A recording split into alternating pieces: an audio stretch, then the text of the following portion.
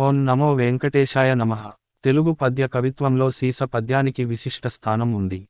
దీనికి ఒక నిర్దిష్ట పేరు ఇవ్వబడింది. ఈ పద్యం మాత్రా ప్రాసలను ఉపయోగించడం వల్ల ప్రత్యేకమైన లయను కలిగి ఉంది. అందులోనూ ఎక్కడ పదాల్ని విరవాలో తెలిసిన నైపుణ్యం కలిగిన కవి చేతిలో ఇది మరింత ఆకర్షణీయంగా మారుతుంది.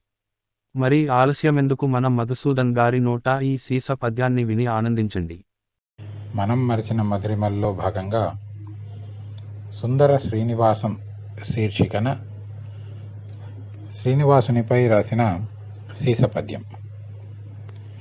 రమణీయ కాంతులు రంజిలు వజ్రకిరణ సుశోభిత రమారమణుగాంచి రవికిరణమ్ములు రంగుల నద్దగా రత్నకాంతి భువిని రంగరించే పన్నగ శయునకు పరిమళ మద్దుచు పాదసేవలు చేయ పదకుసుమము పద్య సుమంబయ్యి పంకజనాభుని పాదము చేరగ పరుగులెత్తే